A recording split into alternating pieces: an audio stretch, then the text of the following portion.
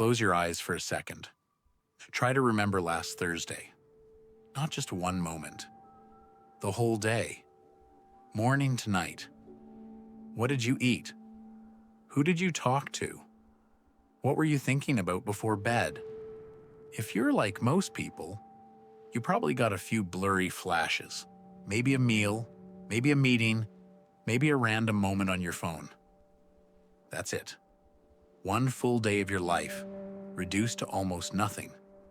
Now multiply that by every ordinary day you've ever lived. Thousands of mornings, thousands of conversations, thousands of tiny moments where you were alive, breathing, thinking, feeling, and now, most of it is just missing. So here's the uncomfortable question. Where did the rest of your life go? And why did your brain let it disappear? The first thing to understand is this. Your brain is not a recorder. Most of us imagine memory like a hard drive. Something happens, it gets saved, and years later, you open the file exactly the way it was. Clean, accurate, untouched. But memory does not work like that. When you remember something, your brain is not playing back a perfect video. It is rebuilding the moment. It takes whatever pieces are still available, a face, a smell, a feeling, a rough outline of what happened, and then it fills in the gaps. Sometimes it guesses.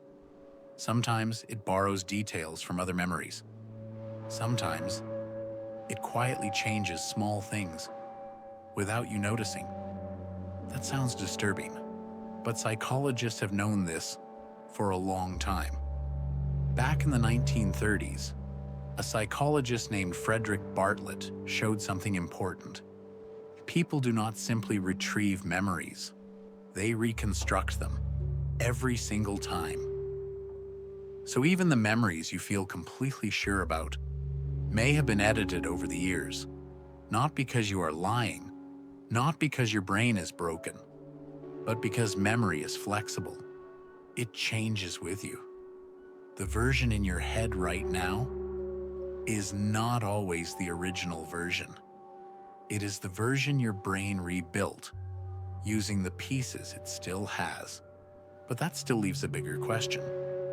Why do so many experiences never become memories in the first place? For that, you need to understand how selective your brain is. At every moment, it is doing a huge amount of work.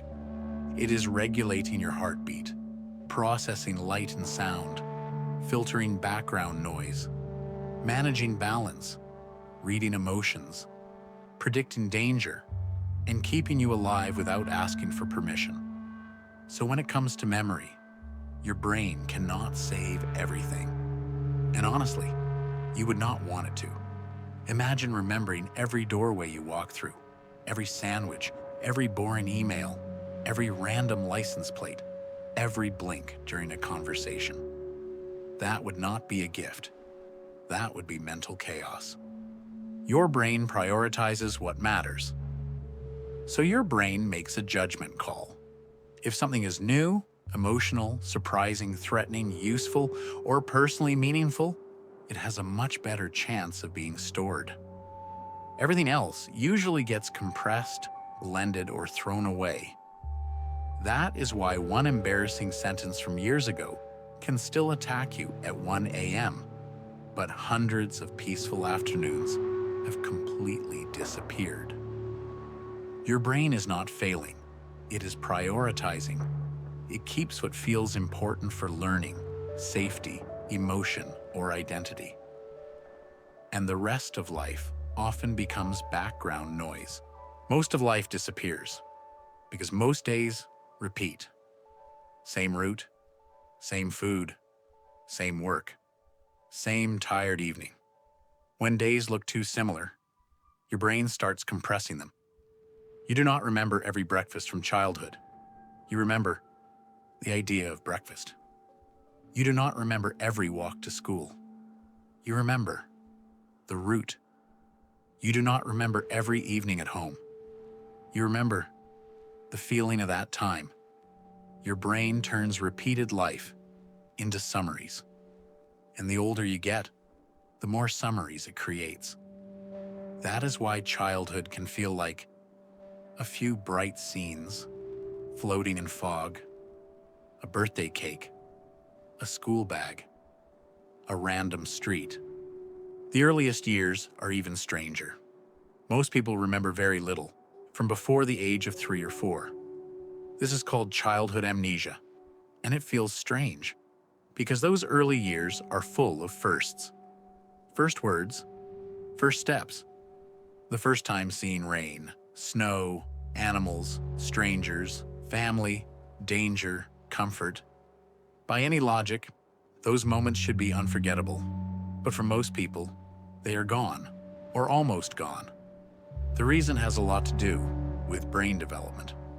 One important area is the hippocampus. It helps turn experiences into long-term autobiographical memories. The kind of memories where you can say, I was there. This happened to me. But in the first few years of life, that system is still developing. The filing cabinet is not fully built yet. There's also language. We use words to organize memory. We label things. We create stories. We place events on a timeline. Very young children feel deeply, but they do not yet have the full language and the structure needed to turn those experiences into clear, lifelong stories. So those early moments happened.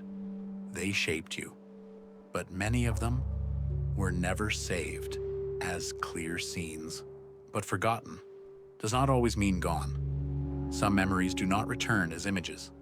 They return as feelings, a mood, a fear, a comfort, a reaction you cannot fully explain. Maybe you do not remember being comforted as a child, but your body may remember what safety felt like.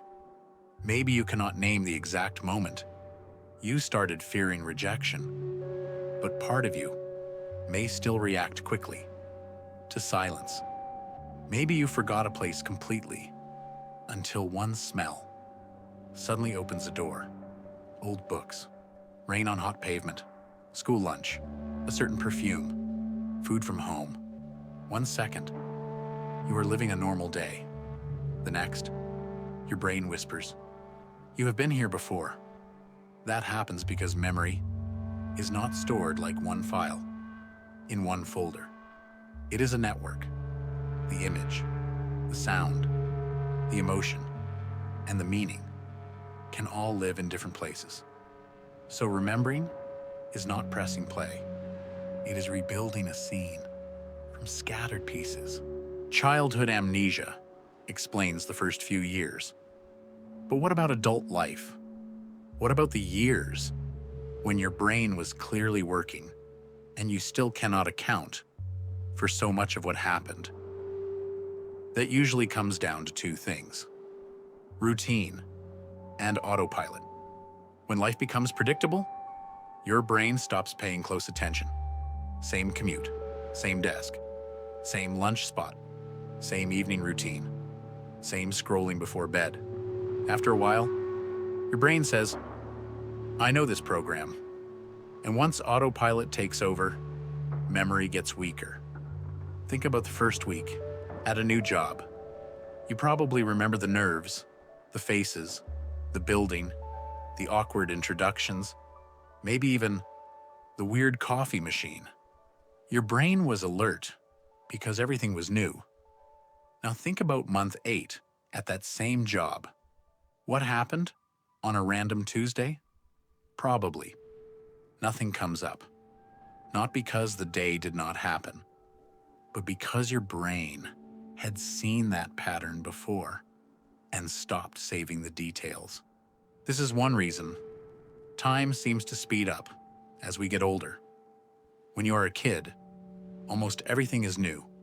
A new classroom, a new friend, a new fear, a new game, a new version of yourself. Every few months, life feels dense because your brain is constantly making fresh memories. But adulthood often becomes repetitive. Same problems, same work, same routines. And when novelty drops, attention drops. When attention drops, fewer memories get saved. So later, whole months feel like they vanished. Not because time moved faster, but because your brain saved fewer markers along the way. Stress can make this even worse. When life becomes heavy, your brain may stop saving details and focus only on survival. Wake up, handle problems, do the work, avoid falling apart. Repeat. You remember the pressure, but not the days. Not because your life did not matter, but because your brain was trying to keep you functioning. And here's the sad part. We usually do not realize a moment is important while we are living it. The last time you played with a childhood friend, the last evening in an old house, the last normal day before everything changed. Most endings do not announce themselves. They just quietly happen. And years later, you look back and think, I wish I had paid more attention. But even the moments you forgot still mattered. A quiet meal, a boring afternoon, a walk you did not think about, a laugh that disappeared 5 minutes later. Together, they were your life. So what can you do? You cannot remember everything, and you are not supposed to. But you can give important moments a better chance to stay. Pay attention. Break routines sometimes. Write things down. Talk about memories. Take photos with intention, because attention tells your brain this mattered. And be gentle with what you have forgotten. You are not empty because you do not remember everything. Your life still shaped you. Even the blurry parts, even the missing chapters. Maybe the real question is not, why did I forget most of my life? Maybe it is, what parts of me are still carrying it? Because your past is not only behind you, some of it is still walking with you, quietly, invisibly, every day. And if this made you remember even one small thing, a smell, a place, a person, or a sound, drop it in the comments. Sometimes, one small memory can unlock a forgotten room in someone else too. But for now, remember this. You may not remember all of your life, but all of your life helped create you.